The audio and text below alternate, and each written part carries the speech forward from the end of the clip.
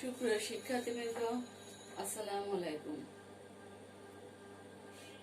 অর্থনীতি মাস্টার্স শেষ বর্ষ এবং অনার্স দ্বিতীয় বর্ষের প্রিয় শিক্ষার্থীদেরকে আজকের অনলাইন ক্লাসে স্বাগত জানাচ্ছি।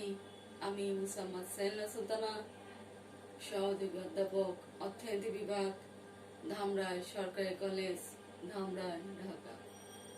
প্রিয় শিক্ষার্থীরা, আশা করছি তোমরা সবাই ভালো আছো, সুস্থ আছো, নিরাপদে আছো। আজকে আমি আলোচনা করব ভোগের জীবন চক্র উপসিদ্ধান্ত বা লাইফ সাইকেল হাইপোথিসিস। প্রিয় শিক্ষার্থীরা, আমরা গত 3টি ক্লাসে 3টি উপসিদ্ধান্ত দেখেছি। কেইন্সের পরমায়ু উপসিদ্ধান্ত, জেমস ডুসেনবেরির আপেক্ষিক আয় উপসিদ্ধান্ত, মিল্টন ফ্রিডম্যানের স্থায়ী আয় উপসিদ্ধান্ত।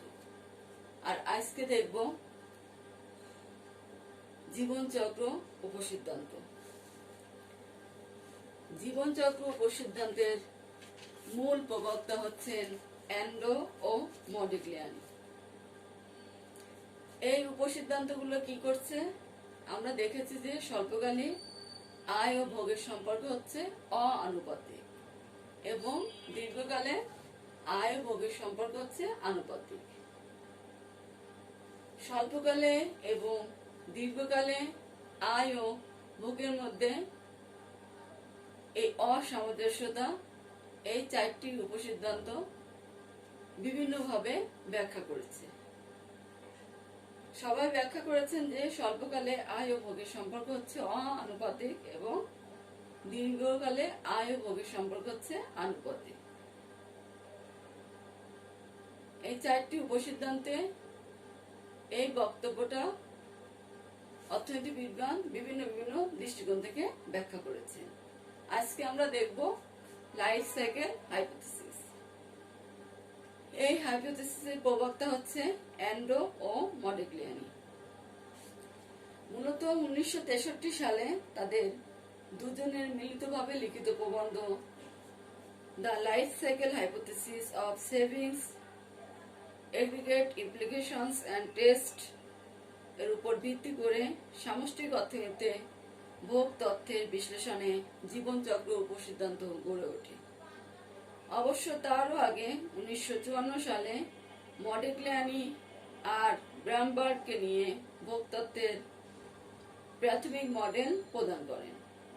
এজন্য মডিগ্লিয়ানি, ব্রামবার্গ ও অ্যান্ডো এই 3 জনের নামের প্রথম অক্ষর নিয়ে এই জীবনচক্র উপসিদ্ধান্তকে বলা হয় MBA উপসিদ্ধান্ত। মডিগ্লিয়ানি এর M, ব্রামবার্গের B, অ্যান্ডো এর A।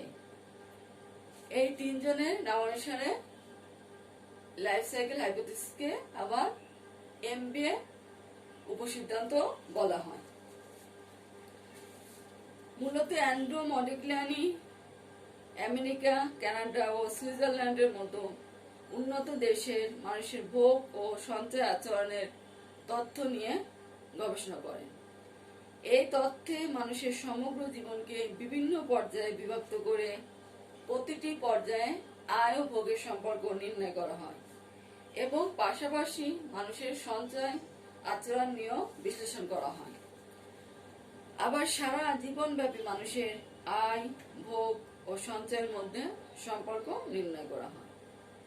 জীবনচক্র উপসিদ্ধান্ত অনুসারে জীবনের বিভিন্ন পর্যায়ে প্রতিটি পর্যায়কে এখানে স্বল্পকাল হিসেবে বিবেচনা করা হয়েছে। জীবনের বিভিন্ন পর্যায়ে স্বল্পমেয়াদে আয় ও ভোগের সম্পর্ক অআনুপাতিক এবং সারা জীবনব্যাপী দীর্ঘমেয়াদে আয় ও ভোগের সম্পর্ক আনুপাতিক হয়। অ্যান্ড্রো, মডিগ্লিয়ানি এবং ব্রামবার্গের মতে ব্যক্তি তার সারা জীবনব্যাপী ভোগ ও সঞ্চয়ের পরিকল্পনা করেন এবং সে পরিকল্পনার লক্ষ্য হলো সমগ্র জীবনে ভোগ ব্যয়কে কাম্যভাবে পরিচালিত করা। কর্মময় জীবনে মানুষ যা আয় করে তা অবসর জীবন সহ সারা জীবনে এমনভাবে ব্যয় করে যেন তার আয় ও ব্যয় পরস্পর সমান হয়। অর্থাৎ ব্যক্তি তার কর্মময় জীবনে যা আয় করে তা অবসর জীবন সহ সারা জীবনে এমনভাবে ব্যয় করে যাতে তার আয় ও ব্যয় পরস্পর সমান হয়। অন্যভাবে বলা যায় যে কর্মময় জীবনের সঞ্চয় এবং অবসর জীবনের অসঞ্চয় পরস্পর সমান। আলোচনার সুবিধার্থে তারা মানুষের কর্মময় জীবনকে 3টি পর্যায়ে বিভক্ত করেছে। কর্মময় জীবনের প্রথম পর্যায়ে মানুষের আয়ের চেয়ে ভোগ ব্যয় বেশি হয়, কারণ এ সময় ব্যক্তির অভাবের তুলনায় আয় উপার্জন কম থাকে। এ পর্যায়ে তাই ব্যক্তি ঋণ করে, অর্থাৎ প্রথম পর্যায়ে ব্যক্তি সি গ্রেটার দ্যান ওয়াই হয়। অন্যভাবে বলা যায় যে আয় ও ভোগের সম্পর্ক অনুপাতিক হয় এবং আয় কম হলে এ পর্যায়ে এপিসি বেশি হয়। জীবনের দ্বিতীয় পর্যায়ে ব্যক্তির আয় উপার্জন বৃদ্ধি পায়। এ সময় ব্যক্তি ভোগের চেয়ে আয় বেশি হয়। তাই জীবনের দ্বিতীয় পর্যায়ে যেহেতু ভোগের চেয়ে আয় বেশি, সে কারণে ব্যক্তি সঞ্চয় করে এবং এই পর্যায়ে ভোগের চেয়ে আয় বেশি এবং আয় বেশি হলে এখানে এপিসি কম হয়, অর্থাৎ আয় ও ভোগের সম্পর্ক এক্ষেত্রে অআনুপাতিক। জীবনের তৃতীয় পর্যায়ে অর্থাৎ অবসর জীবনে মানুষের আয় কমে যায়, কিন্তু মধ্য জীবনে গড়ে ওঠা ভোগ অভ্যাস সে সহজে ত্যাগ করতে পারে না। তাই এই পর্যায়ে আয়ের চেয়ে ভোগ বেশি হয়, অর্থাৎ সি গ্রেটার দ্যান ওয়াই। ব্যক্তি তার মধ্য জীবনের সঞ্চয় থেকে শেষ জীবনে অবসর জীবনের অতিরিক্ত ভোগ ব্যয় মিটায়। এক্ষেত্রেও আয় ও ভোগের সম্পর্ক অনুপাতিক। সুতরাং দেখা যাচ্ছে যে জীবনের প্রতিটি পর্যায়কে স্বল্পকাল বিবেচনা করলে প্রত্যেক পর্যায়ে আয় ও ভোগের সম্পর্ক অআনুপাতিক, আর দীর্ঘকালে অর্থাৎ সারা জীবন ব্যাপী অর্থাৎ 3টি পর্যায়ে কে একত্র করলে দেখা যায়, একত্র করে যদি আমরা বিবেচনা করি সেক্ষেত্রে আয় ও ভোগের সম্পর্ক আনুপাতিক হয়। অর্থাৎ এন্ড্রো মডিগ্লিয়ানি ব্রামবার্গ মানুষের জীবনকে 3টি পর্যায়ে বিভক্ত করেছে। প্রথম পর্যায়ে ব্যক্তির আয়ের চেয়ে ভোগ বেশি, দ্বিতীয় পর্যায়ে ব্যক্তির ভোগের চেয়ে আয় বেশি, এ পর্যায়ে ব্যক্তি সঞ্চয় করে। প্রথম পর্যায়ে ব্যক্তির আয়ের চেয়ে ভোগ বেশি, এ কারণে ব্যক্তি ঋণ করতে বাধ্য হয়। আর দ্বিতীয় পর্যায়ে ব্যক্তির ভোগের চেয়ে আয় বেশি, এ কারণে ব্যক্তি সঞ্চয় করে।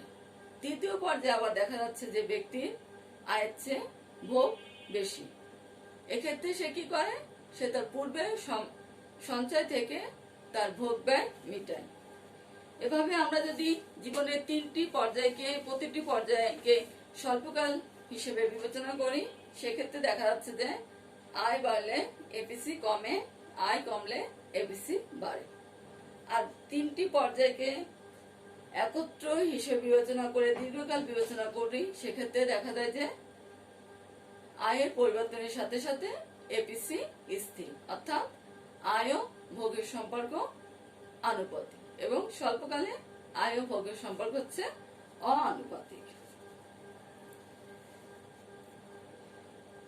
এন্ড্রো মডিগ্লিয়ানির মতে মানুষ মধ্য জীবনে অর্থাৎ দ্বিতীয় পর্যায়ে যে সঞ্চয় গড়ে তোলে তা থেকে সে কি করে, প্রথম পর্যায়ে ঋণ পরিশোধ করে, আবার সঞ্চয়ের বাকি অংশ দিয়ে শেষ জীবন অর্থাৎ তৃতীয় পর্যায়ে অতিরিক্ত ভোগ ব্যয় মিটায়। এভাবে জীবনব্যাপী আয় ও ভোগ পরস্পর সমান হয়। এন্ড্রো মডিগ্লিয়ানির মতে মানুষের জীবনব্যাপী পরিকল্পনা হলো আয় ও ভোগকে এমনভাবে পরিচালনা করা যেন আয় ও ভোগ পরস্পর সমান হয় এবং সঞ্চয় শূন্যে পরিণত হয়। এই অবস্থায় আয় ও ভোগের সম্পর্ক আনুপাতিক হয়ে পড়ে। জীবনে বিভিন্ন পর্যায়ে আয় ও ভোগের সম্পর্ক আমরা একটি ছকের মাধ্যমে দেখাতে পারি। এখানে জীবনকে তিনটি পর্যায়ে ভাগ করা হয়েছে: প্রথম পর্যায়, দ্বিতীয় পর্যায়, তৃতীয় পর্যায়। প্রথম পর্যায়ে দেখা যাচ্ছে যে সি গ্রেটার দ্যান ওয়াই, এবং এখানে এপিসি বেশি। এখানে সি গ্রেটার দ্যান ওয়াই হওয়ার কারণে ব্যক্তি ঋণ করে। দ্বিতীয় পর্যায়ে দেখা যাচ্ছে ওয়াই গ্রেটার দ্যান সি, এখানে ভোগের তুলনায় আয় বেশি হওয়ার কারণে ব্যক্তি দ্বিতীয় পর্যায়ে সঞ্চয় করে। দ্বিতীয় পর্যায়ে এপিসি হচ্ছে কম। তৃতীয় পর্যায়ে আবার দেখা যাচ্ছে যে C is greater than Y, অর্থাৎ ভোগ আয়ের তুলনায় বেশি। এ কারণে ব্যক্তি তার পূর্বের সঞ্চয় থেকে অতিরিক্ত ভোগ ব্যয় মেটানোর চেষ্টা করে। এবং তৃতীয় পর্যায়ে এপিসি বেশি। তাহলে ব্যক্তি দ্বিতীয় পর্যায়ের সঞ্চয় থেকে প্রথম পর্যায়ে ঋণ পরিশোধ করে এবং তৃতীয় পর্যায়ে অতিরিক্ত ভোগ ব্যয় মিটায়। এখানে দেখা যাচ্ছে যে সমগ্র জীবনব্যাপী আয় ও ভোগ পরস্পর সমান, এবং দ্বিতীয় পর্যায়ের সঞ্চয় হচ্ছে শেষ পর্যায়ের অসঞ্চয় ও প্রথম পর্যায়ের ঋণের সমষ্টির সমান। অর্থাৎ দ্বিতীয় পর্যায়ে সঞ্চয়টা হচ্ছে প্রথম পর্যায়ে যে ব্যক্তি ঋণ করে এবং তৃতীয় পর্যায়ে যে ব্যক্তি অতিরিক্ত ভোগ বা অসঞ্চয় হয় এই প্রথম পর্যায়, এবং দ্বিতীয় পর্যায়ে এই ঋণ এবং অসঞ্চয়ের সমষ্টি হচ্ছে দ্বিতীয় পর্যায়ের সঞ্চয়। এজন্য ভোগের জীবনচক্র উপসিদ্ধান্তকে আবার সঞ্চয়ের জীবনচক্র তত্ত্ব বলা হয়। এবার অ্যান্ড্রু মডিগ্লিয়ানি এবং বিয়ামবার্গ আয়কে দুটি অংশে বিভক্ত করেছেন। একটি হচ্ছে শ্রম থেকে আয় বা শ্রম আয়, যেটা হচ্ছে ওয়াইএল, এবং দুই নম্বর হচ্ছে সম্পদ বা সম্পত্তি থেকে আয়, ডাব্লিউ আর। অর্থাৎ অ্যান্ড্রু মডিগ্লিয়ানি বিয়ামবার্গের মতে আয় হচ্ছে শ্রম থেকে প্রাপ্ত আয় এবং সম্পত্তি থেকে প্রাপ্ত আয়ের সমষ্টি। অন্যভাবে বলা যায় যে এই তথ্য অনুযায়ী ভোগ ব্যয় মানুষের শ্রম আয় ওয়াইএল এবং সম্পত্তি আয় ডাব্লিউ আর এর উপর নির্ভরশীল।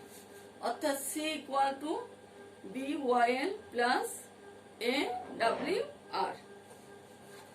এখানে সি হচ্ছে ভোগ ব্যয়, ওয়াইএল হচ্ছে শ্রম আয়, ডাব্লিউ আর হচ্ছে সম্পত্তি থেকে আয়, এ হচ্ছে সম্পত্তি থেকে প্রাপ্ত আয়ের প্রান্তিক ভোগ প্রবণতা, এবং বি হচ্ছে শ্রম আয়ের প্রান্তিক ভোগ প্রবণতা। অ্যান্ড্রু মডিগ্লিয়ানি যুক্তরাষ্ট্রের বার্ষিক উপাত্ত ব্যবহার করে পরিসংখ্যান ভিত্তিক বিশ্লেষণ করে সিদ্ধান্ত নেন যে দীর্ঘকালে সম্পত্তিজনিত আয় ও মোট আয়ের অনুপাত অর্থাৎ ডাব্লিউ আর বাই ওয়াই এবং শ্রমজনিত আয় ও মোট আয়ের অনুপাত বা ওয়াইএল বাই ওয়াই,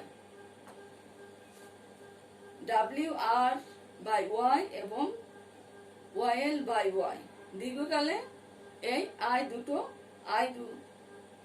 সম্পত্তিজনিত আয় এবং মোট আয়ের অনুপাত এবং শ্রমজনিত আয় ও মোট আয়ের অনুপাত দীর্ঘকালে মোটামুটি স্থিতিশীল থাকে। তাই দীর্ঘমেয়াদে আয় ও ভোগের সম্পর্ক হয় আনুপাতিক, কিন্তু স্বল্পকালে সম্পত্তির পরিমাণ এবং তা থেকে আয় অর্জন স্থির থাকলে শ্রম আয় পরিবর্তিত হয়। তাই স্বল্পকালে আয় ও ভোগ ব্যয়ের সম্পর্ক হচ্ছে অ-আনুপাতিক। আমরা একটি চিত্রের সাহায্যে জীবনচক্র উপসিদ্ধান্তটি ব্যাখ্যা করতে পারি। এখানে ওএক্স অক্ষে দেখানো হচ্ছে জীবনের বিভিন্ন পর্যায় এবং ও ওয়াই অক্ষে দেখানো হচ্ছে আয় ও ভোগ। ওয়াই ওয়াই প্রাইম রেখাটি হচ্ছে আই রেখা এবং সি সি সি প্রাইম রেখাটি হচ্ছে ভোগ রেখা। আয় রেখাটি জীবনব্যাপী আয়ের উত্থান পতন নির্দেশ করে, আর ভোগ রেখা জীবনব্যাপী ভোগের স্থিতিশীলতা নির্দেশ করে, অর্থাৎ এখানে এমপিসি স্থির।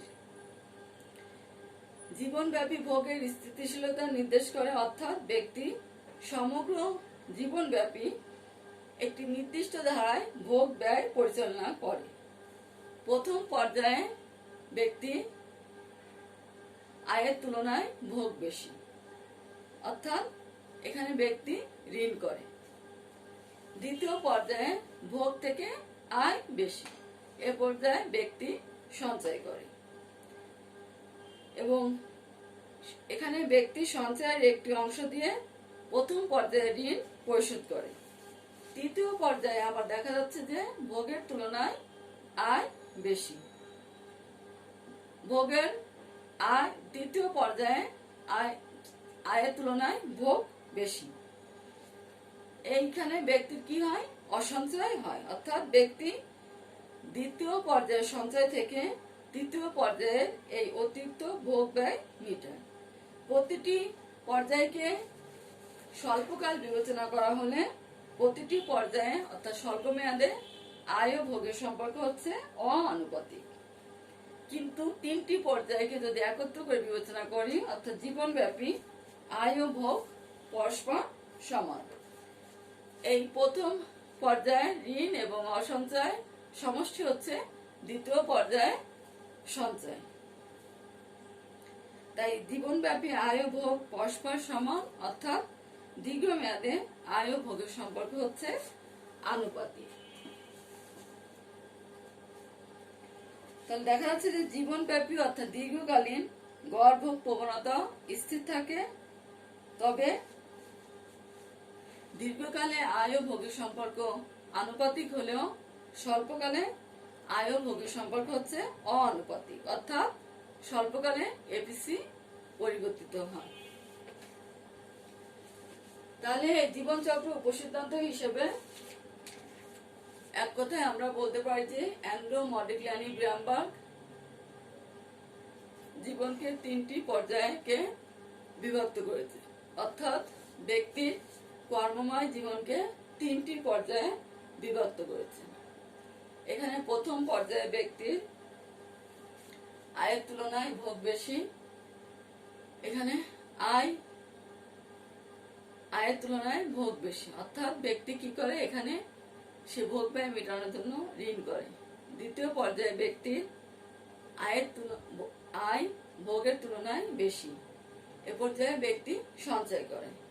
এবং তৃতীয় পর্যায়ে আবার ব্যক্তির আয়ের তুলনায় ভোগ বেশি, এক্ষেত্রে তৃতীয় পর্যায়ে ব্যক্তির দ্বিতীয় পর্যায়ে সঞ্চয় থেকে তৃতীয় পর্যায়ে অতিরিক্ত ভোগ মেটাতে সমর্থ হয়। অর্থাৎ দ্বিতীয় পর্যায়ে ব্যক্তি সঞ্চয় করে, সে সঞ্চয় দ্বারা সে কি করে? প্রথম পর্যায়ে ঋণ পরিশোধ করে এবং দ্বিতীয় পর্যায়ের অতিরিক্ত ভোগ ব্যয় মেটাতে সক্ষম হয়। এই হচ্ছে জীবনচক্র উপসিদ্ধান্তের মূল কথা, অর্থাৎ অ্যান্ড্রু মডিগ্লিয়ানি গ্রামবার্গ জীবনের তিনটি পর্যায়কে প্রতিটি পর্যায়ে আমরা যদি স্বল্পকাল হিসেবে বিবেচনা করি, সেক্ষেত্রে প্রতিটি পর্যায়ে আয় ও ভোগের সম্পর্ক হচ্ছে অআনুপাতিক, অর্থাৎ আয় বাড়লে এপিসি কমে এবং আয় কমলে এপিসি বাড়ে।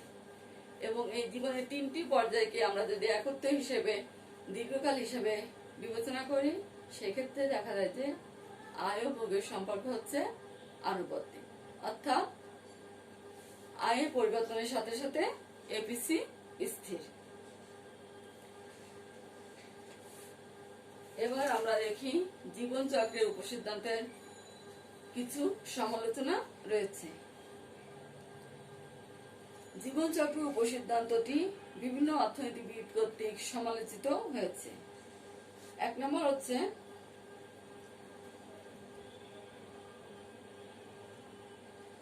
ভোক্তা এ তত্ত্বে ধরে নেওয়া হয় যে ভোক্তা তার মৃত্যু পর্যন্ত সমগ্র সময় পরিসরে তার ভোগকে বিস্তৃত করে, কিন্তু মৃত্যু একটি দুর্ভাগ্যজনক আকস্মিকতা, তাকে সঠিকভাবে আগে থেকে অনুমান করা যায় না। তবে উন্নত দেশগুলোতে মৃত্যু কম বেশি নিয়ম বজায় রাখে, জীবন বীমা প্রকল্প এর বাস্তবতা প্রমাণ করে। 2 নম্বর, এ তত্ত্বে ধরে নেওয়া হয় ব্যয় প্রান্তিক উপযোগ স্থির, কিন্তু বাস্তবতা ঠিক নয়। 3 নম্বর হচ্ছে জীবন চক্র প্রকল্প প্রত্যাশিত গড় আয় চলতি শ্রম আয়ের একটি গুণফল, কিন্তু বাস্তব অভিজ্ঞতা থেকে দেখা যায় চলতি আয়ের পরিবর্তনের দ্বারা অনেক সময় প্রত্যাশিত আয়ে কোনো পরিবর্তন ঘটে না। এটি শ্রম আয়ের উপর অতিরিক্ত গুরুত্ব প্রদান করে। 4 নম্বর, এই উপসিদ্ধান্ত অনুযায়ী ভোক্তা তার জীবনের সমস্ত হিসাব নিকাশ বিবেচনা করে পরিকল্পনা করে প্রস্তুত করে, তাই এই তথ্য পরিকল্পনার ক্ষেত্রে সুদূর প্রসারী। 5 নম্বর, এই উপসিদ্ধান্তে চলতি ভোগের উপর চলতি আয়ের প্রভাব বিবেচনা করা হয়নি। বাস্তব গবেষণা থেকে দেখা যায় চলতি আয় দ্বারা মানুষের ভোগ ব্যয় যথেষ্ট প্রভাবিত হয়। 6 নম্বর, এ তথ্যে ভোগ ও সঞ্চয়ের উপর সুদের হারের প্রভাব বিবেচনা করা হয়নি, অথচ সুদের হার বেশি হলে সঞ্চিত অর্থ শেষ জীবনে যথেষ্ট তহবিল সৃষ্টি করতে পারে, যা জীবনচক্র উপসিদ্ধান্তে বিবেচিত হয়নি। 7 নম্বর, অনুন্নত দেশে বেশিরভাগ মানুষের আয় প্রাপ্তির বিষয়টি সম্পূর্ণ অনিশ্চিত। কৃষি, শিল্প, বাণিজ্য হতে যে আয় আসে তা নিশ্চিত নয়, ফলে একজন চাকরিজীবীর অর্থের হিসাব সহজ হলেও চাকরিজীবী নয় এমন লোকের আয় পরিমাপ কঠিন ব্যাপার। অর্থাৎ এখানে চাকরিজীবী অর্থের পরিমাপ বা অর্থের হিসাব করা সহজ হলেও যে ব্যবসায়ী কিংবা যে কৃষিজীবী তাদের এমন লোকের আয় পরিমাপ করা কঠিন ব্যাপার। 8 নম্বর, এ তথ্যে উত্তরাধিকার সূত্রে প্রাপ্ত সম্পত্তি বিবেচনা করা হয়েছে, কিন্তু পরবর্তী প্রজন্মের জন্য উত্তরাধিকার রেখে যাওয়ার বিষয়টি স্পষ্ট করে বিবেচনা করা হয়নি। এই সকল সমালোচনা থাকা সত্ত্বেও একথা অনস্বীকার্য যে জীবনচক্র উপসিদ্ধান্ত ভোগ আচরণ সম্পর্কে অনেক গুরুত্বপূর্ণ বিষয়ের উপর আলোকপাত করেছে। তাহলে প্রিয় শিক্ষার্থীরা, আজকে আমরা দেখলাম অ্যান্ড্রু মডিগ্লিয়ানি ব্রামবার্গের জীবনচক্র উপসিদ্ধান্ত বা লাইফ সাইকেল হাইপোথেসিস।